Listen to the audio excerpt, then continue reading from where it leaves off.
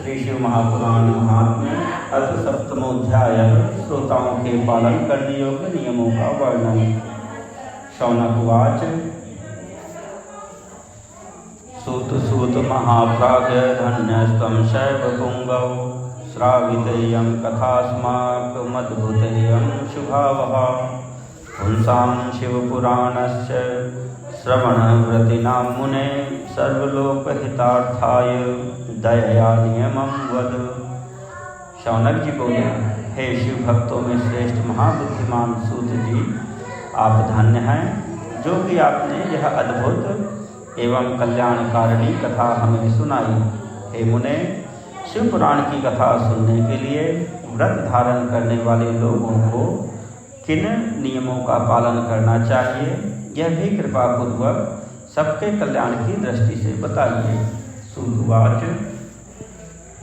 नियमं शृणु सद्भक्त्या पुंसां तेषां च शौनक नियमात् सत्कथां श्रुत्वा निर्विघ्न फलमुत्तमम्।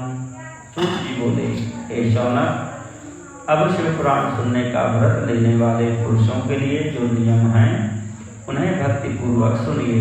नियम पूर्वक इस श्रेष्ठ कथा को सुनने से बिना किसी विघ्न बाधा के उत्तम फल की प्राप्ति होती है।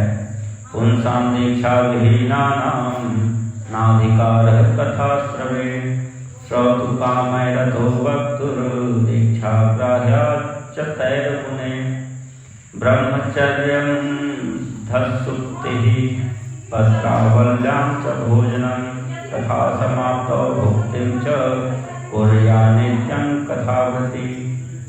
दीक्षा से रहित लोगों का कथा श्रवण में अधिकार नहीं है, अतः मुने कथा सुनने की इच्छा वाले सब लोगों को पहले वक्ता से दीक्षा ग्रहण करनी चाहिए। कथावृत्ति को ब्रह्मचर्य से रहना, भूमि पर सोना, पत्तल में खाना और प्रतिदिन कथा समाप्त होने पर ही अन्न ग्रहण करना चाहिए। असमाप्त पुराण ही समुपोष्य शक्तिमान शृणुयाद भक्तितः शुद्ध पुराणं शैवमुत्तमं घृतपानं पयःपानं कृत्वा वा शृणुयात सुखं फलाहारेण वा श्राव्यमेकभुक्तं न वा हि तत् एकवारं हविष्यान्नं भुञ्जयादेतत् कथाव्रती सुखसाध्यं यथा स्यात् तच्छ्रवणं कार्यमेव च। जिसमें शक्ति हो वह पुराण की समाप्ति तक उपवास करके शुद्धता पूर्वक भक्ति भाव से उत्तम शिव पुराण को सुने। घृत अथवा दूध पीकर सुखपूर्वक कथा श्रवण करे अथवा फलाहार करके अथवा एक ही समय भोजन करके इसे सुनना चाहिए। इस कथा का व्रत लेने वाले पुरुष को प्रतिदिन एक ही बार हविष्यान्न भोजन करना चाहिए। जिस प्रकार से कथा श्रवण का नियम सुखपूर्वक पालित हो सके वैसे ही करना चाहिए। भोजनं सुकरं मन्ये कथासु श्रवणप्रदं नोपवासो वरश्चेत् स्यात् कथा श्रवण विघ्नकृत। कथा श्रवण में विघ्न उत्पन्न करने वाले उपवास की तुलना में तो मैं कथा श्रवण में शक्ति प्रदान करने वाले भोजन को ही अच्छा समझता हूँ। गरिष्ठं द्विदलं दग्धं निष्पावांश मसूरिकां भावदुष्टं परियुषितं दग्ध्वा नित्यं कथावृत्ति। गरिष्ठ अन्न, दाल, जला अन्न, सेब, मसूर, भावदूषित तथा बासी अन्न को खाकर कथाव्रती पुरुष कभी कथा को न सुने। वार्ताकं च कलिन्दं च चिच्चिण्डं मूलकं तथा कुष्माण्डं नालिकेरं च मूलं जग्ध्वा कथाव्रती। कथाव्रती को बैगन, तरबूज, चिंचिड़ा, मूली, कोहड़ा, प्याज, नारियल का मूल तथा अन्य कंद मूल का त्याग करना चाहिए। पलाण्डुं लशुनं हिंगं ग्रंजनं मादकं हि तत् वस्तून्यामिष संज्ञानि वर्जयेद्यः कथाव्रती। कामादिषड्विकारं च द्विजानां च विनिन्दनं पतिव्रता सतां निन्दां वर्जयेत्यः कथावती। जिसने कथा का व्रत ले रखा हो वह पुरुष प्याज, लहसुन, हींग, गाजर, मादक वस्तु तथा आमिष कही जाने वाली वस्तुओं को त्याग दे। कथा का व्रत लेने वाला जो पुरुष हो उसे काम, क्रोध आदि 6 विकारों, ब्राह्मणों की निंदा तथा पतिव्रता और साधु संतों की निंदा का त्याग कर देना चाहिए। रजस्वलां न पश्येच्च पतितान् न वदेत कथां द्विजद्विषो वेद वर्ज्यान्न वदेद्यः कथाव्रती। कथा श्रवण का व्रत धारण करने वाला व्यक्ति रजस्वला स्त्री को न देखे, पतित मनुष्यों को कथा की बात न सुनाए, ब्राह्मणों से द्वेष रखने वालों और वेद बहिष्कृत मनुष्यों के साथ संभाषण न करे। सत्यं शौचं दयां मौनमार्जवं विनयं तथा औदार्यं मनसश्चैव कुर्यान् नित्यं कथावती।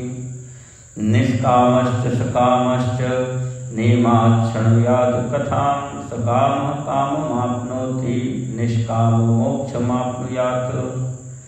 दरिद्रश्च क्षयरोगी पापी निर्भाग्य एव च अनपत्योपि पुरुषः शृणुयात् सत्कथामिमां।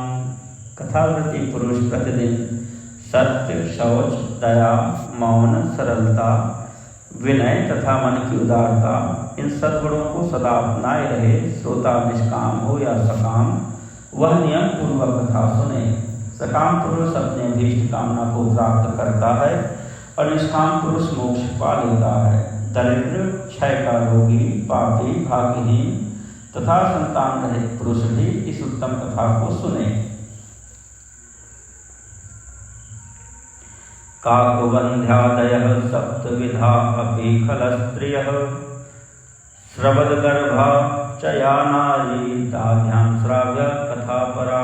सर्वेषां श्रवणं कार्यं स्त्रीभिः पुंभिश्च यत्नतः एतत् शिवपुराणस्य विधिना च कथां मुने। काकबंध्या आदि जो 7 प्रकार की दुष्टा स्त्रियां हैं तथा जिस स्त्री का गर्भ नहीं रहता इन सभी को शिव पुराण की उत्तम कथा सुननी चाहिए। हे मुने, स्त्री हो या पुरुष सबको यत्न पूर्वक विधि विधान से शिव पुराण की उत्तम कथा सुननी चाहिए। एतत् शिव पुराणस्य पारायण दिनानि वै अत्युत्तमानि बोध्यानि कोटियज्ञ समानि च। एतेषु विधिना दत्तं यदल्पमपि वस्तुभिः दिवसेषु वरिष्ठेषु तदक्षयफलं लभेत। इस शिव पुराण के कथा परायण के दिनों को अत्यंत उत्तम और करोड़ों यज्ञों के समान पवित्र मानना चाहिए। इन श्रेष्ठ दिनों में विधि पूर्वक जो थोड़ी सी भी वस्तु दान की जाती है उसका अक्षय फल मिलता है। एवं कृत्वा व्रत विधिं श्रुत्वैमां परमां कथां परानन्दयुक्तः श्रीमान् मथाचरेत्। एतद्युद्यापनविधिश्चतुर्दश्याः समूमतः कार्यस्तद्वद्धनाढ्यश्च तदुक्तफलकाङ्क्षिभिः। अकिंचनेषु भक्तेषु प्रायो नोद्यापनग्रहः श्रवणेनैव पूतास्ते निष्कामः शाम्भवा मताः। इस प्रकार व्रत धारण करके इस परम श्रेष्ठ कथा का श्रवण करके आनंद पूर्वक श्रीमान पुरुषों को इसका उद्यापन करना चाहिए। इसके उद्यापन की विधि शिव चतुर्दशी के उद्यापन के समान है। अतः यहाँ बताए गए फल की आकांक्षा वाले धनाढ्य लोगों को उसी प्रकार से उद्यापन करना चाहिए। अल्पचित्त वाले भक्तों के लिए प्रायः उद्यापन की आवश्यकता नहीं। अल्प वित्त वाले भक्तों के लिए प्रायः उद्यापन की आवश्यकता नहीं है। वे तो कथा श्रवण मात्र से पवित्र हो जाते हैं। शिव जी के निष्काम भक्त तो शिव स्वरूप ही होते हैं। एवं शिव पुराणस्य परायणं महोत्सवे समाप्ते श्रोत्रभिर्भक्त्या पूजाकार्या प्रयत्नतः शिवपूजनवत् सम्यक् पुस्तकस्य पुरो मुने पूजाकार्या सुविधिना वक्तुश्च तदनन्तरं पुस्तकाच्छादनार्थं हि नवीनं चासनं शुभं समर्चयेत् दृढ़ं दिव्यं बंधनार्थं च सूत्रकम्। हे महर्षि, इस प्रकार शिवपुराण की कथा के पाठ एवं श्रवण संबंधी यज्ञोत्सव की समाप्ति होने पर श्रोताओं को भक्ति एवं प्रयत्न पूर्वक भगवान शिव की पूजा की भांति पुराण पुस्तक की भी पूजा करनी चाहिए। तदनंतर विधि पूर्वक वक्ता का भी पूजन करना चाहिए। पुस्तक को आच्छादित करने के लिए नवीन एवं सुंदर बस्ता बनाए और उसे बांधने के लिए दृढ़ एवं दिव्य सूत्र लगाए, फिर उसका विधिवत पूजन करे। पुराणार्थं प्रयच्छन्ति ये सूत्रं वसनं नवं भोगिनो ज्ञान संपन्नास्ते भवन्ति भवे भवे वक्त्रे दद्यान्महार्हाणि वस्तूनि विविधानि च वस्त्रभूषण पात्राणि दिव्यं बहुविशेषतः आसनार्थं प्रयच्छन्ति पुराणस्य च ये नराः कम्बलाजिनवासांसि मञ्चं फलकमेव च स्वर्गलोकं समासाद्य भुक्त्वा भोगान् यथेप्सितान् स्थित्वा ब्रह्मपदे कल्पं यान्ति शैवपदं ततः। पुराण के लिए जो लोग नया वस्त्र और सूत्र लेते हैं वे जन्म जन्मांतर में भोग और ज्ञान से संपन्न होते हैं। कथावाचक को अनेक प्रकार के बहुमूल्य पदार्थ देने चाहिए और उत्तम वस्त्र, आभूषण और सुंदर पात्र आदि विशेष रूप से देने चाहिए। पुराण के आसन रूप में जो लोग कंबल, मृगचर्म, वस्त्र, चौकी, तख्ता आदि प्रदान करते हैं वे स्वर्ग प्राप्त करके यथेच्छ सुखों का उपभोग कर पुनः कल्प पर्यंत ब्रह्मलोक में रहकर अंत में शिवलोक प्राप्त करते हैं। एवं कृत्वा विधानेन पुस्तकस्य प्रपूजनं वक्तुश्च मुनिशार्दूल महोत्सव पुरस्सरं सहायार्थं स्थापितस्य पंडितस्य प्रपूजनं कुर्यात् तदनुसारेण किञ्चित् दूनं धनादिभिः समागतेभ्यो विप्रेभ्यो दद्यादन्नं धनादिकं महोत्सवः प्रकर्तव्यो गीतैर्वादैश्च नर्तनैः। मुनिश्रेष्ठ, इस प्रकार महान उत्सव के साथ पुस्तक और वक्ता की विधिवत पूजा करके वक्ता की सहायता के लिए स्थापित किए गए पंडित का भी उसी के अनुसार उससे कुछ ही कम धन आदि के द्वारा सत्कार करे। वहां आए हुए ब्राह्मणों को अन्न, धन आदि का दान करे। साथ ही गीत, वाद्य और नृत्य आदि के द्वारा महान उत्सव करे। विरक्तस्य भवेत् श्रोता परिधने विशेषतः गीता वाचा शिवेनोक्ता रामचंद्राय या मुने। हे मुने, यदि श्रोता विरक्त हो तो उसके लिए कथा समाप्ति के दिन विशेष रूप से उस गीता का पाठ करना चाहिए जिसे श्री रामचंद्र जी के प्रति भगवान शिव ने कहा था। पद्म पुराणोक्त शिव गीता।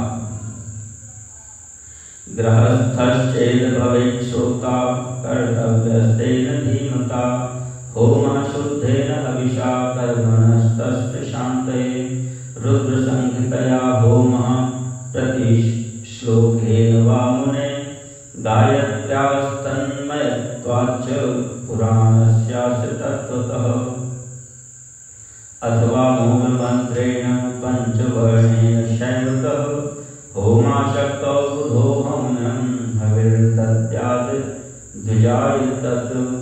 यदि श्रोता गृहस्थ हो तो उस बुद्धिमान को उस श्रवण कर्म की शांति के लिए शुद्ध हविष के द्वारा होम करना चाहिए। हे मुने, रुद्र संहिता के प्रत्येक श्लोक द्वारा होम करे अथवा गायत्री मंत्र से होम करना चाहिए, क्योंकि वास्तव में यह पुराण गायत्रीमय ही है। अथवा शिव पंचाक्षर मूल मंत्र से हवन करना उचित है। होम करने की शक्ति न हो तो विद्वान पुरुष यथाशक्ति हवनी हविष्य का ब्राह्मण को दान करे। दोषयोः प्रशमार्थं च न्यूनताधिकताख्योः पठेच्च शृणुयाद भक्त्या शिवनाम सहस्रकम् तेन स्यात् सफलं सर्वं सफलं नात्र संशयः यतो नास्त्यधिकं तस्मात् त्रैलोके वस्तु किंचन। न्यूनता युक्तता रूप दोषों की शांति के लिए भक्ति पूर्वक शिव सहस्त्र नाम का पाठ अथवा श्रवण करे, इससे सब कुछ सफल होता है, इसमें संशय नहीं है, क्योंकि तीनों लोकों में उससे बढ़कर कोई वस्तु नहीं है। एकादशमितान विप्रान् भोजयेन् मधुपायसैः दत्याकृतेभ्यो दक्षिणां च व्रतपूर्णत्वसिद्धये। कथा श्रवण संबंधी व्रत की पूर्णता की सिद्धि के लिए 11 ब्राह्मणों को मधु मिश्रित खीर भोजन कराए और उन्हें दक्षिणा दे। सप्तफलत्रयमितस्वर्णेन सुंदरं मुने सिंहं विधाय तत्रास्य पुराणस्य शुभाक्षरम्।